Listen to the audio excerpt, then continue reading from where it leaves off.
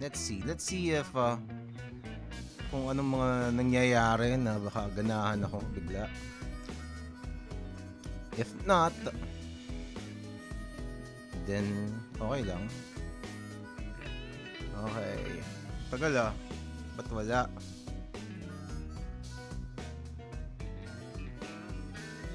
Yun, okay. So I am now live on YouTube as well. Okay. Good evening. Good evening, Philippines. Good evening, world. This is the Powerful Comics Man podcast. I'm gonna be doing live streams. I do live streams pala. Almost I supposedly every night, every day dapat may episodes ako, but sometimes my schedule does not permit me, but pag kaya, I do it. All right. So I'm gonna be reading news from the news feed. Oy, what's up, YouTube? If you want to send me topics to comment on, you may do so. Just comment in the chat or anywhere. Basta let me know. Send smoke signals if you must. Okay, magsimula na tayo. Kasi uulitin ko rin yung sinabi ko ngayon di ba? Hassle. Mag-umpisa na tayo. What's up, motherfucker? Welcome to the Powerful Comics Man podcast. This is Ganito Lang Yan with Comics Man. And again, we are live on Facebook and YouTube. This show is also available on Spotify, Apple Podcast, and everywhere podcasts are heard. Please do me a favor by following, subscribing, support the show, support content, support hopefully not conversations that are a little bit different than what you regularly see on your news feed. Okay, so subscribe, hit that bell, and let's go. Okay, so I'm gonna be reading again. I'm just gonna be reading news from my Facebook page. Okay, so I have this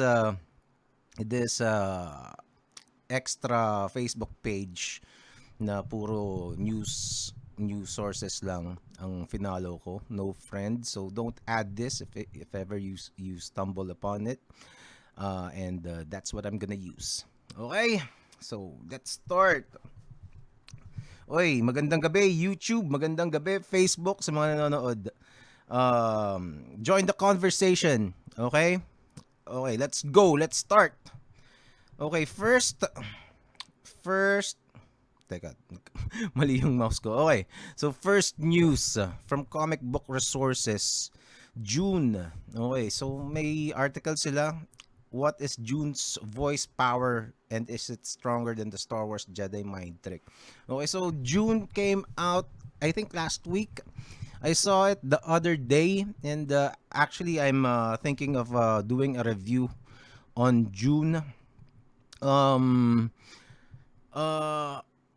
I saw the other Dune, yung nauna na Dune movie. Yun nga lang, hindi ko masyadong natapos. Diba? Hindi ko alam. Kasi sa TV ko lang siya napapanood Sa cable. It was shown on cable, and every time it shows, parang I have to go and I have to leave or something. Basta hindi ko siya matapos, so hindi ko siya masyadong appreciate. And this new one, it's getting a lot of rave reviews. So ang ganda nung visually stunning yung movie. Ang ganda ng shots, kasi I'm a sucker for shot selections and shot compositions on any film or movie or illustration or comics, ganyan, kasi yun yung mga basta parang every still frame of that movie you can hang in your wall, and it's art. This is beautiful art. The story is ano siya eh, medyo mabigat yung storya, which is fine. It's awesome.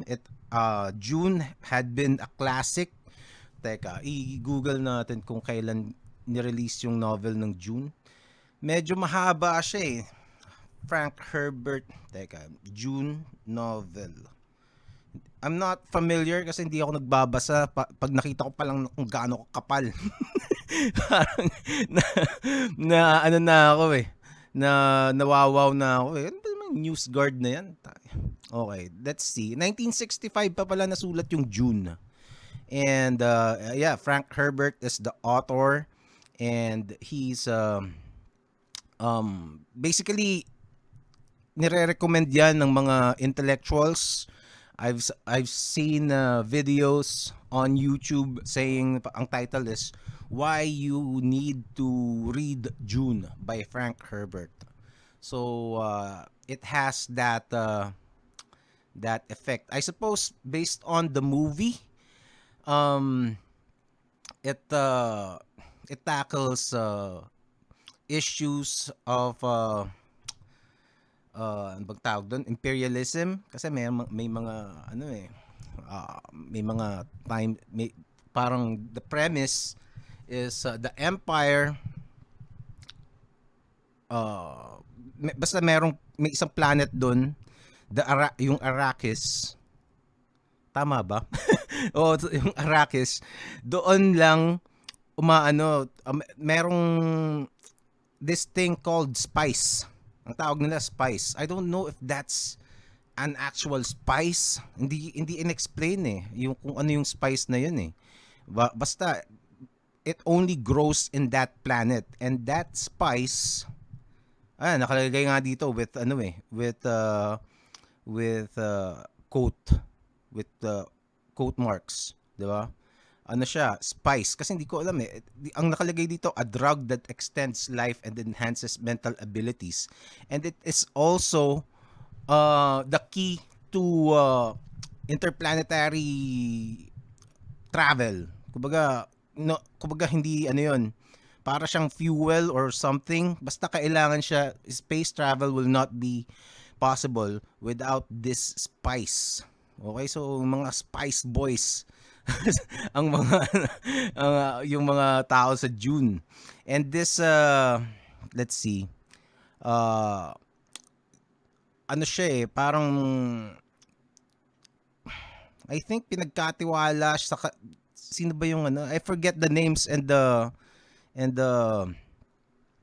yung mga races nila eh. Di ko nga alam kung galing sa Earth yung mga tao sa ano eh, sa Dune eh. Itong si Paul Atreides, yung bida. I think it was lost on me if they were Earth people or humans, although they were called humans in that movie. I'm gonna have to watch again or read more about it and then maybe do a proper movie review. Okay. Anyway, basta yun ang pinag-aawayan nila dito, yung spice, yung control dun sa planet ng Arrakis, where this so-called spice grows exclusively. Okay, so ngayon, the movie is very beautifully done, pero yun nga lang, meron akong mga pet peeves sa movies na present dito sa movie na to, sa Dune. Like yung yung bulungan ng dialogue, 'di ba? Parang 'di ba? Parang bakit? Ba't ka bumubulong? 'Di ba? At saka yung mga overly dramatic na sagutan na conversations, like there was this scene where the protagonist, si Paul, is talking to his mom. Tapos ang layo nila siguro mga 5 meters away sila eh. Tapos they're talking. The shot is very beautifully executed. Yun nga lang, parang bumubulong sila. 'di ba? Kung kung sa tunay na buhay 'yun, ah, kung kausap ko yung nanay ko tapos gano'n siya magsalita, ang magiging sagot ko lang sa kanya, "Ano?" 'Di ba, parang pet peeve ko yung mga gano'ng klaseng ano, eh, yung mga gano'ng klaseng, scenes. And, I don't know, right now, it doesn't feel like, it's moving fast enough, yung kwento. But, June will be, a three-part, kumbaga magiging trilogy siya, movie siya na mahaba. Kasi ang haba rin nitong novel na 'to. And, since the first movie is successful, then, I suppose we can expect the second and third movies to be done as well. Okay, and, they are creating a lore. June is, actually not exactly in the same breath, the same league as, Star Wars. Pero siguro after Star Wars, kasi Star Wars sa mga space, sagas, Star Wars is definitely the king, followed closely by Star Trek. Then siguro Battlestar Galactica, yun mga pwede siya. And then somewhere after that, June can be listed as one of these, space opera epics. Okay, so, click nga natin. So meron silang parang Jedi mind trick. Hindi ko na i-explain sa inyo ano yung Jedi mind trick, di ba? So parang ganon siya. Tapos ang thing naman dito sa June, you would need to speak in a certain tone. Mag-iiba yung boses niya, magiging iba yung timbre niya, and then you can influence somebody's mind, and, tell them what you want them to do, diba? So ginamit nila yon when they were captured, and, supposedly itatapon sila sa disyerto, and then the mom used that, skill to escape silang dalawa. I don't know kung alin. Hindi ko na babasahin to. Okay. Pero other than the little pet peeves that I have, yung sa mga dialogues and all, yung, teka, napadaan daw. Saan to? Anyway, other than the little pet peeves about the movie, it is, great. It is, kumbaga, okay siyang panoorin. Yun nga lang, it's a very intellectual film, and I feel like, kailangan mo talagang mag-pay attention. Kailangan pakinggan mo yung mga dialogues talaga. If not, you're gonna be lost. So, like me, may ibang mga dialogues, especially in the beginning of the film, dapat talaga, mag-focus ka dun sa movie. Kasi if you miss some of the dialogues, you will miss, a lot of the lore. And, parang hindi mo magigets kung bakit nila ginagawa yung mga yon, and sino ba yung mga yon, and other things. So it's that kind of film, because the source material is very, kumbaga, expansive. Napakalaki nung universe nitong Dune, and, they are compressing it into 6 hours movies. So siguro kasama na yung kung trilogy yan, 'di ba? So, i-compress talaga nila yung mga lore into little sentences that they speak. And if you miss them, wala, bahala ka na sa buhay mo. Ganun ang mangyayari sa'yo. So you have to pay attention watching the movie. I think it is also medyo mahaba yung kumbaga medyo nasobrahan yung pagkakat. I think they could have cut the movie siguro mga 15 minutes, around ganun, 15 minutes before, the 15 minutes. Dapat think ko it should be 15 minutes shorter. Yung mga nangyari 50, yung within the last 15 minutes could have been moved to the next installment. But other than that, if you do not have anything better to do, watch it. Okay? That's June. Let's see if I'm gonna do more reviews about that movie in the future. Okay? So, let's move along. ABS-CBN. Uy, birthday ni Coco Martin. Okay. Happy birthday, Coco Martin. But really, who gives a shit? Okay. Uy, nanalo. May boxer tayo na nanalo. Carlos Caraballo. Oh, yun ang kalaban niya. Caraballo? Ito ba? Parang Carabao na kabayo. Hindi ko alam yun. Caballo kasi is horse. Hindi ko alam kung Caraballo. Baka ganun din yun. Jonas Sultan. Tingnan natin. First loss in thriller. Ilang rounds kaya? 12 or 10? Bagal. Anyway, Kamaru Usman. So I talked about UFC 268, which is happening this coming Sunday in the last stream. Just check that out for my thoughts about Usman and Covington. Siguro I will do more content before the actual fight if makakapag-stream pa ako. It's super excited ako sa UFC 268 dahil sobrang ganda ng card. It is as stacked as possible. If you are not watching the UFC and you like tawag dun, you like storylines, you like kahit kay drama tapos mahilig ka sa action ng mga series, follow the UFC. It is the best soap opera. Kasi yun nga lang, kailangan mong mag-invest. Kumbaga, pag mga nakaka 2 years ka na nanonood and you follow the news, it's really a soap opera and it's happening in real life. Ang ganda ng mga storya and then nobody can write that shit. Nobody talaga. So yun ang pinakang sa akin ng UFC and MMA actually, the entire MMA community. Okay, let's move along.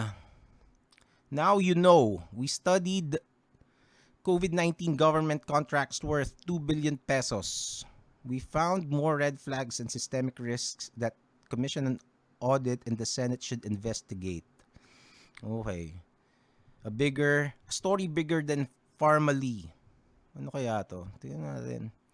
Anong meron dito sa Pharmally? Of course, yan yung from what I know is it is allegedly this is an anomalous group. No, there's corruption involved with the government regarding COVID. It's a long read. Ang dami. Anong tignan na?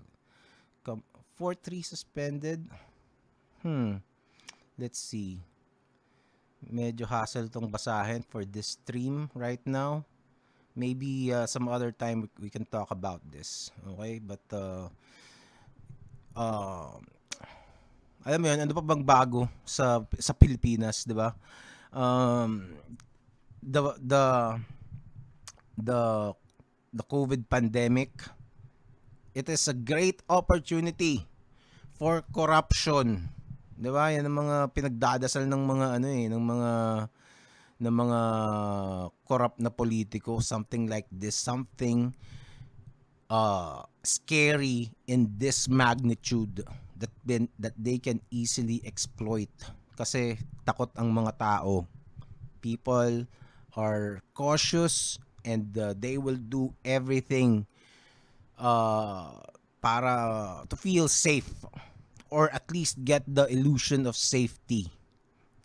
You would be willing to give up certain rights, certain liberties, 'di ba? Like yung pag natin, nobody batted an eyelash when the governments in the world said that you should stay home, 'di ba? Ako, parang okay, okay dito lang ako, 'di ba? Kasi nakakatakot naman talaga eh. And then again, if you give that at first it's reasonable, but the more you know about the pandemic, parang right now we don't really need, for sure we don't really need the face shields, 'di ba?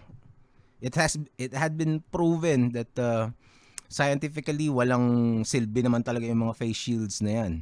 The masks, actually, there's a only the N95 mask is scientifically proven to be effective against the virus. But everybody's wearing, including me, yung mask na nylon, na cotton, 'di ba? Yung recently there's news about yung mga plastic barriers, yung mga pangpabalat ng libro sa jeep. Ginawa nilang barriers doon para doon katitingin, gagawa sila ng separate compartments, mga partitions doon sa jeep, which was, alam mo ngayon, tinanggal na nila, 'di ba? Kasi hindi naman talaga scientifically sound yung ganun, yung basta hindi, it's not based in science. So, but then again, alam mo yun, hanggang kailan nila i-hold against us the power that they gained out of nowhere, 'di ba? And which they can easily profit from and abuse. We'll never know. Kumbaga, the longer this pandemic, these lockdowns go, the more opportunity they get to earn from the businesses, whether legit or not. Kasi may mga legit naman talagang businesses about the pandemic. Pero at some point, we should all question if they are still necessary or not, 'di ba? Kasi I think everybody would like to, I mean, get this done and over with. Kumbaga matapos na tong pandemya and go back to whatever the next normal would be. Okay, so COVID-19 was really a world changer. It changed the world as we know it, especially in this age of social media. Sobrang laki ng impact nito sa history ng mga tao. And we'll never know, but hopefully, we'll never know what the future holds, but hopefully we find out soon. Okay, lipat tayo ng topic. Sunshine Cruz and her gorgeous daughters. Gorgeous naman talaga. Huwag na tayong iwas pasoy na tayo dyan. Scroll up.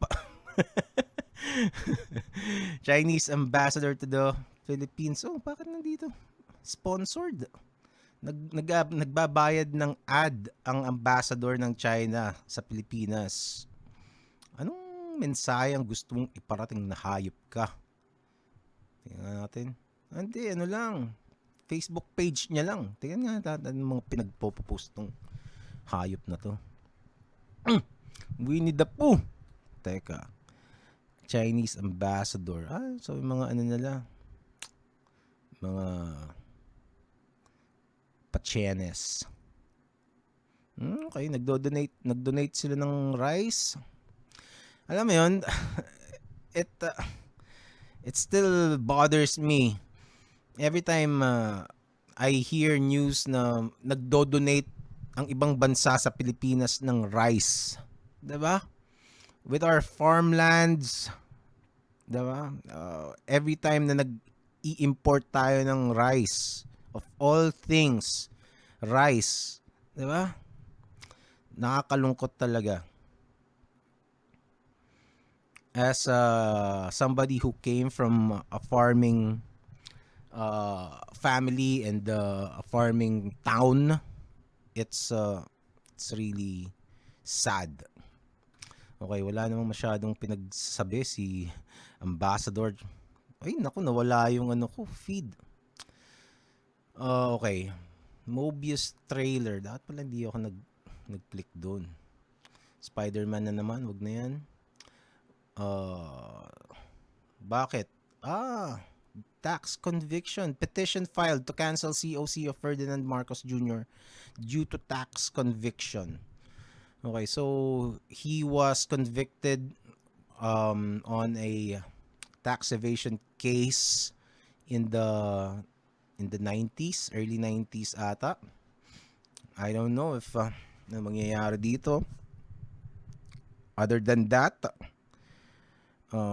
di ko alam kung gaano kalakas ang makinarya ni Bongbong para takasan to. I suppose it would be strong enough, pero kasi wala namang ano eh.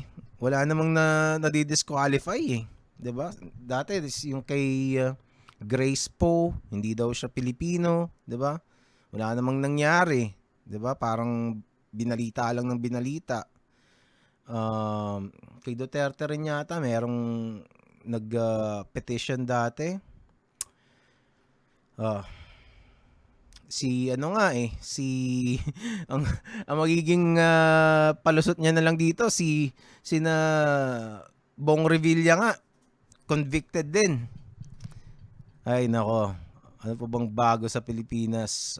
Kumbaga masyado nang na ano eh, na balahura yung politics natin, that convicted criminals have the power to get into office in the highest positions of the land, diba? But alam mo yun, this is where we are, diba? Yan ang nakayanan natin eh. Yun ang sinasabi ko eh. Kaya hindi ako nagre-reklamo na masyado about Duterte and other politicians kasi yan ang nakayanan ng Pilipino eh. Diba? I don't know. Pag nanalo si BBM, yan ang gusto ng mga tao. Ano magagawa ko, 'di ba? Yun ang sistema ng bansa natin. Let's see. Oh, may bago na naman. May bago na namang survey. RP Mission and Development Foundation. Wow, tumaas si Isko. What? Ano ba to?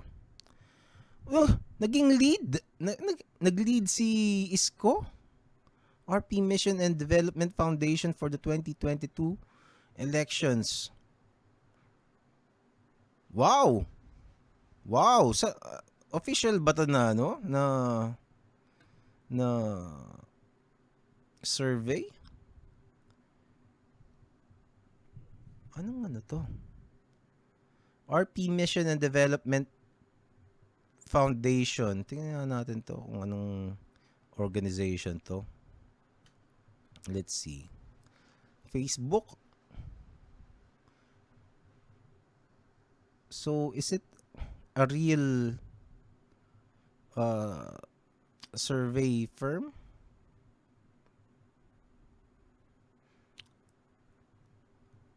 Oh.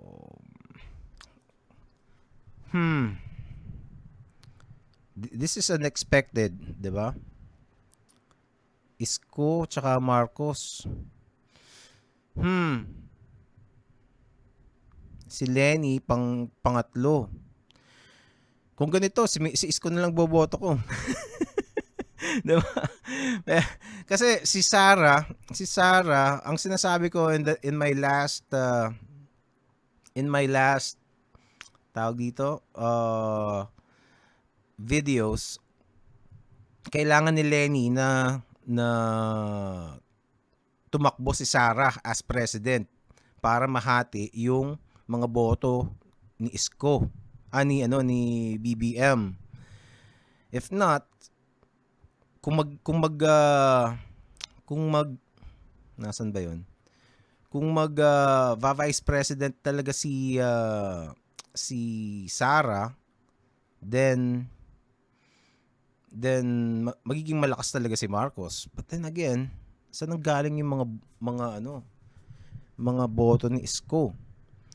Moreno obtained a voter preference of 25.39%, while Marcos garnered 23.1 based on the RPMD nationwide poll taken from October 16 to 26 after the filing of the certificates of candidacy. 6.51% lang dati si Lenny, ngayon naging 18.31%. The survey used face-to-face interviews of 10,000 respondents and has an error margin of plus or minus 2 percentage points. 2% plus minus. So that means neck to neck tong si Bongbong at saka si Isko. Wow. NCR 30%. 30% sa ball. Ano yung ball of Luzon? Ano yung ball? Di ko alam yun Visayas. Wow. Lamang si Isko. Interesting. Si BBM 13% lang sa Visayas. Wow. At saka sa Mindanao. That's a little surprising for me. 23% sa overall na yon. Si Lenny lamang pa sa Mindanao. Paano naging lamang sa Mindanao si Isko? At 22%. Si Pacquiao lamang sa Mindanao. Yeah, syempre malakas yan sa Mindanao. Tsaka sa Visayas. 70% kumakasa si Pacquiao kay Lenny. Wow, interesting tong tong survey na to. Ako kasi I don't have full trust on the surveys, pero I acknowledge the validity na just because of the scientific nature ng surveys. I don't know, of course, there's a possibility na may corruption sa mga pag-conduct ng surveys na to. Wala na ako doon. Kasi kung iko-corrupt nila to, sila rin ng wala namang maitudulot na maganda sa kanila yun kasi they're just gonna be presenting lies, di ba? Unless they want to deceive, siguro deceive the public. Pero I'd like to think that these people are doing an honest job. Kasi kung hindi, wala na naman tayong ibang pagbabasihan 'di ba? Mas hindi lalong pwedeng pagbasihan yung mga social media posts kasi may mga trolls, 'di ba? May mga multiple accounts. So alanganin yun. May mga bots. Pwede kang bumili ng mga bots. Pero dito sa mga sa mga official surveys, pwede silang kumbaga kung corrupted man to, mas mababa yung rate ng corruption nito kaysa dun sa mga sa social media surveys. At least if you ask me, I don't know, 'di ba? That's what I would like to believe. Okay, Sara Duterte. Tingnan natin ng Mindanao, 52%. Tito Soto. Visayas, 29%. Si Sara, 33%. Sino nangunguna sa NCR? Si Tito Soto. At saka sa Luzon. Oh, ang layo ng lamang ni Inday kay kay Tito Soto. I don't know if Sara will remain in the vice presidency. So, nung mangyayari, um, lalabanan niya si Bongo. Parang medyo, ewan. So, magko-concede na lang si Bongo. Ganun mangyayari nito. I still think that Sara will run for the presidency. Diba? I still, yun pa rin ang tingin ko. Kasi, kaya niyang manalo as president eh. Kaya niya manalo eh. Bakit siya magba-vice president kung pwede siya maging president? So, it would be very interesting kung anong mangyayari pag naglaban si Sara at si Bongbong. Diba? Kasi feeling ko pag tumakbo si Sara, naglaban sila ng Bongbong, may iwan na talaga si Lenny at si na Isko. Ewan ko, baka mali ako. Ito, hindi ko in-expect to. Hindi ko in-expect na magli-lead si Isko dito sa sa survey na to. Kasi dun sa isang survey na lumabas, 8% na lang si Isko. Dito 25%. So anong ginawa nito nakakaiba? 'Di ba? Teka, puntahan natin yung isang surveys dati. Presidential election surveys, latest. Ito yata. Tingnan natin kung nandito na tong survey na to. Wala. Wait. Opinion polling. Okay, ito. Bumaba nga. Ito bago. Sino to? Si Moreno. Oo nga, no? So, official siya. Official siya kasi nag-reflect siya dito. Ooh. Ano kayang ginawa ni Isko? Paano siya umangat ng ganyan? Kasi nandito na siya sa ilalim eh. Kala ko nga, sabi ko nga, dapat mag-concede na siya eh. Malamang di na siya manalo eh. Interesting. Let's see. Yun lang muna siguro.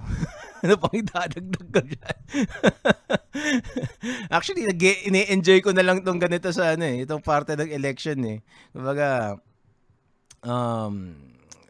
sorry sa mga BBM fans, pero hindi talaga ako fan ng mga kandidato na alam mo yun, parang minana yung posisyon.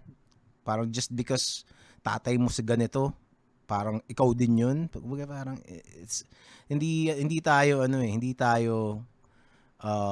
monarchy, parang ganun. And just because tatay mo pagpalagay na, kunyari, sinabi ko na dati, kunyari si President Marcos is the best president. Pagpalagay, kunyari, totoo yun.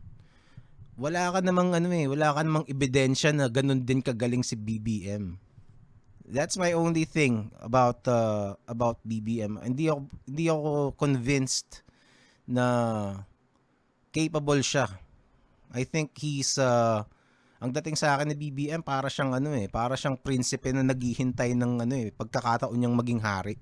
Parang ganun na hindi naman niya by bloodline yun yung claim niya to the presidency dahil anak siya ni McCoy, which is parang okay.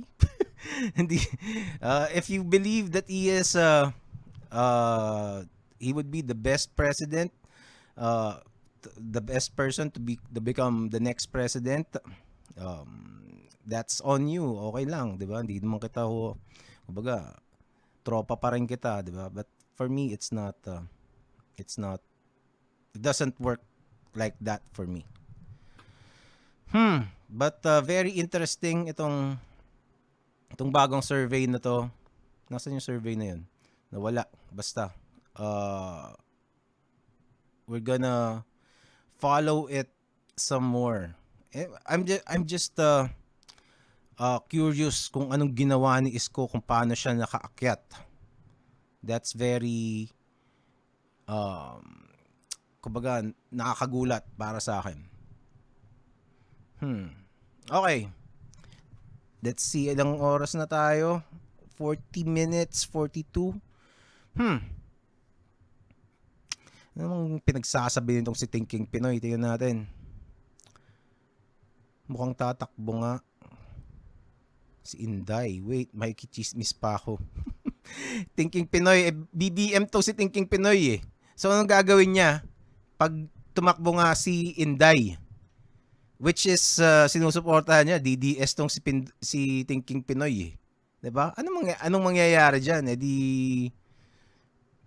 siguro sasabog ang utak nito. 'Di ba? It's interesting kung anong gagawin, how the DDS will react kung maglalaban sa presidency si Inday at saka si BBM. Kasi merong lumalabas na na parang tandem sila. Pero it's possible nga na maging vice president si Inday. Tingin ko posible nga 'yon.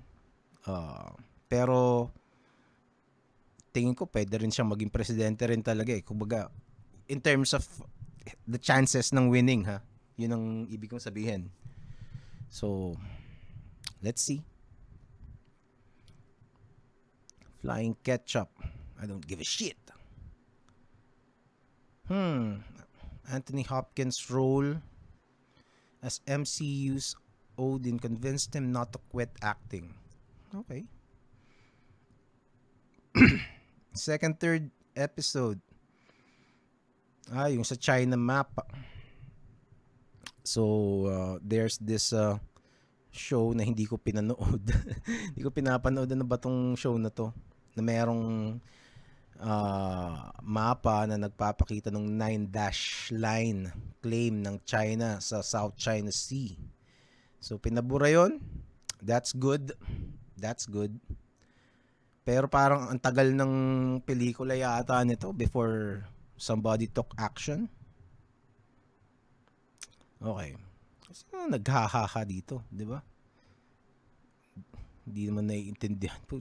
That's a good thing, guys. Ano ka ba? Opinion. It's time to abolish college fraternities. Tayo ng mga Amerikano talaga, di ba? Yan ang mga pinoproblema nila eh. First world problems yan eh. Ano nangyayari dito? Mga salmon! Ang ganda tumatawid ng ilog. Salmon kulit ng news guard, are crossing the road after they were flooded out. Isko River in Washington. Cool. Ano pa? An appeal to friends from Inday Sara. Ang sinasabi ni Inday Sara. I am respectfully appealing to the organizers of Sara All to forgo the planned Cotabato to Manila caravan.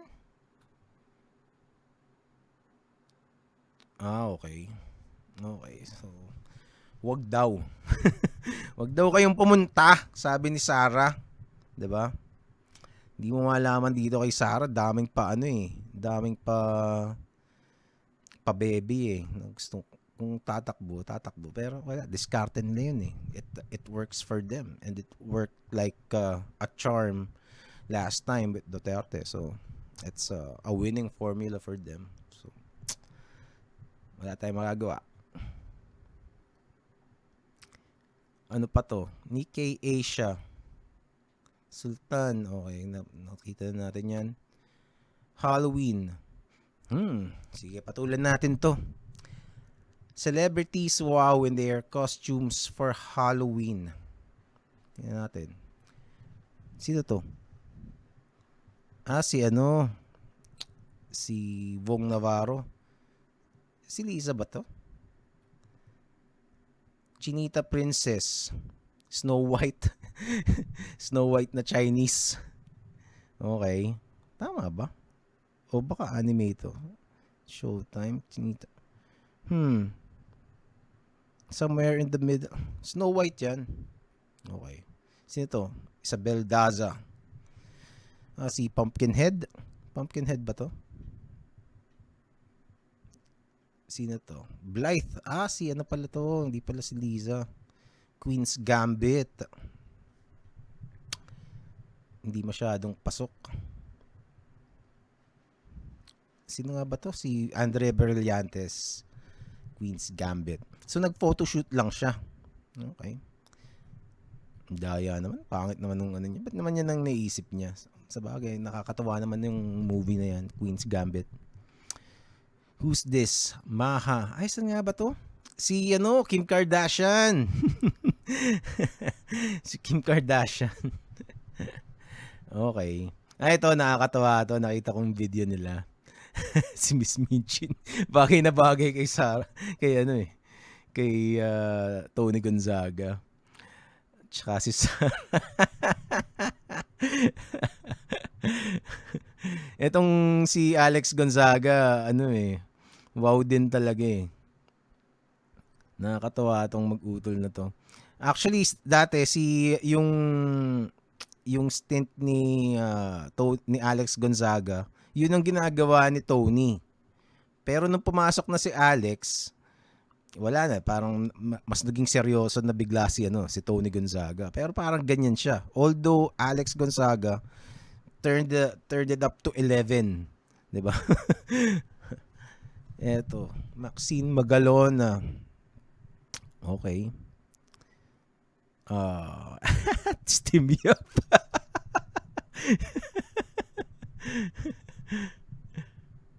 Hindi naman kamukha. Basta dapat medyo nagpakalbo pa siya ng konti. Pero okay na rin. Mahirap na rin gawin yun, no? Pero dapat trimmed pa yung buhok. Di ba? Okay din talaga yung one of the most brilliant parang panguungas. Oy, Zask, good evening. Yung acronym na ginawa sa pangalan ni Team Yap. Team Yap, tang inang mukha yan. Ang pangit. Still the best acronym for anyone, for a name, diba? Bong Navarro. Okay, sino ba? COVID-19? Corny naman ito. Mario Joseph. Janine Gutierrez. Sino to? Sino yan? Sino to? Si pangalan nun? Si Mystique ba yan? Kim. Si Kim. Tingnan ba natin? Si Kim Kardashian. May ganyang outfit si Kim. Cassie. Sino Cassie to? Ay, yung anak ni Carmina. Saan to? Di ko alam yung franchise na yan. Okay. Ganda naman ito. Nakakatawa. Who else? Julia Barreto. Catwoman. Pwede. Naku, ito yung pinaka lazy. Alam mo yun, it's a gift to the Halloween costumers. Itong Squid Game na costume, 'di ba? Madali lang, tsaka alam mo yun, hindi mo kailangang maging super pogi at sexy para gawin. Robbie Domingo, siya ganun din. Sino to? Liza Soberano. Ano na siya? Blonde siya ngayon. Sino to? Cassie of Euphoria? Hindi ko alam yan. And the front man. Okay. Ito maganda. Yan, gusto kong costume, di ba? Mona Lisa. Mona Lisa may bigote. Okay. That's it. Ano pa? Meron pa ba? Sports Desk. Joe Rogan. Commentary team. Okay. Babalik si parang Joe Rogan. He's been out sa commentating for yung isa, he missed a commentating job sa UFC because he went to a hunting trip. Wala eh. So, ang yaman yan eh, di ba? Although, yung commentating team mo, can more than handle the job themselves. Pero si Joe Rogan kasi iconic voice ng ano yan eh, ng UFC talaga. And last event, UFC 267, another UFC icon was also not present, si Bruce Buffer.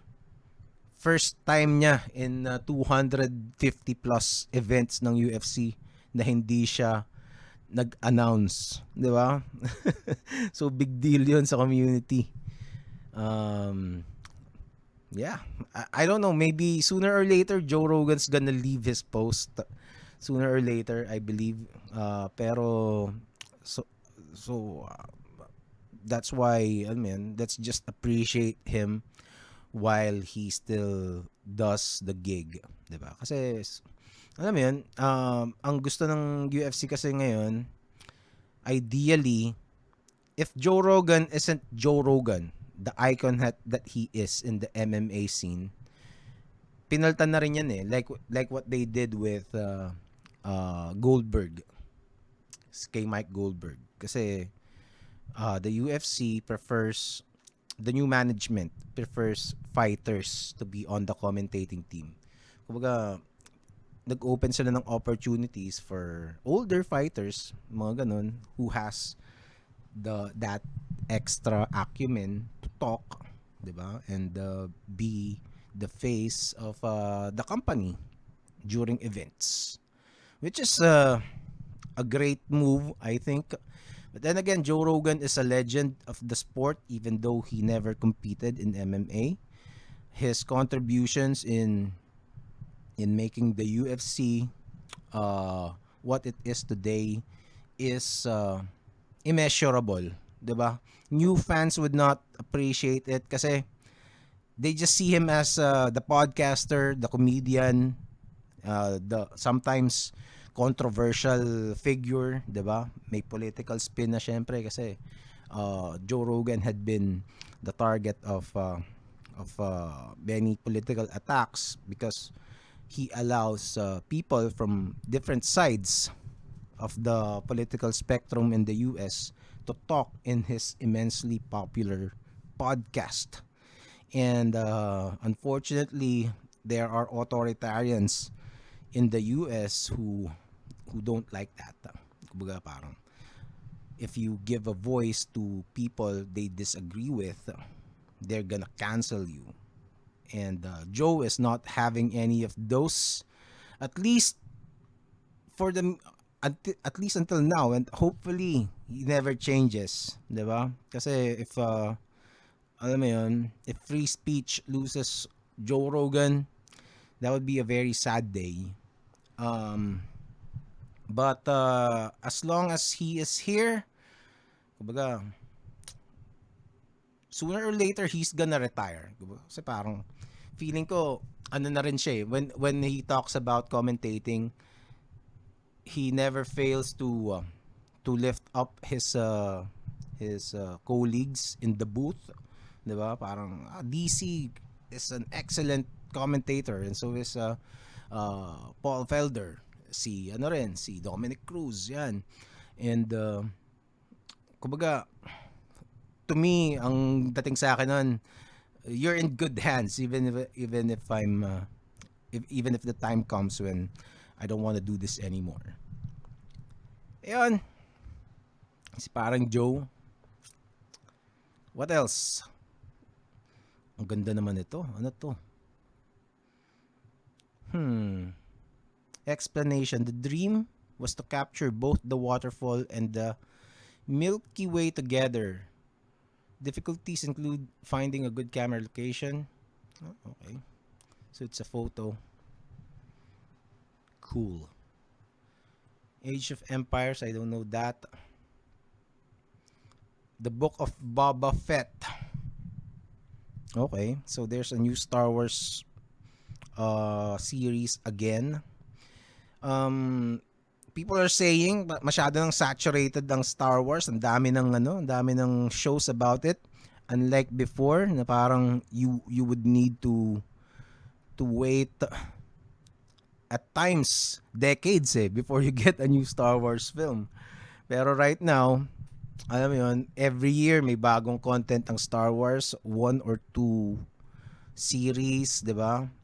The Mandalorian, ano pa yung tapos yung mga filler movies nila, Rogue One, yung mga ganun, Solo. Tapos meron pang ano pa yung isa? Aside from the main movies, 'di ba? Parang but then again, they're milking it. They're milking the shit out of the franchise to the point na alam mo yun, nasisira na siya. Meron pang Asuka Asuka ba yun? Ahsoka ata with sino ba yung ano doon? Nalimutan ko. Basta the black girl yung bida. Anyway, meron pa ba? Ano to? Comics si Joker? How Antlers Monsters use a jaws. Ano yan? Uses a jaws to approach to horror. Okay. wag na yan. Not interested. Rabia Mateo, I don't give a shit. Homecoming. Regine, okay. Dexter, meron pa ba? For your viewing pleasure, wag na.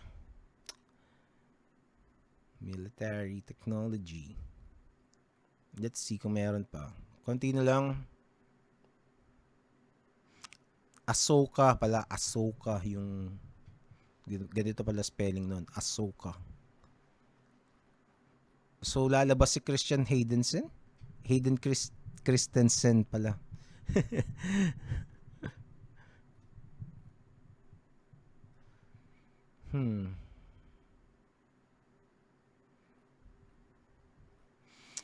Yun na yun. I suppose that's it. Again, please like the stream, and follow, subscribe, and I'll see you again next time tomorrow kung gaganahan ako. Alright. Oy, Tristan, what's up, tol? Minsan samahan mo ko dito, Tristan. Dito. Okay, pero yun muna. Paalam. Powerful Comics Man Podcast.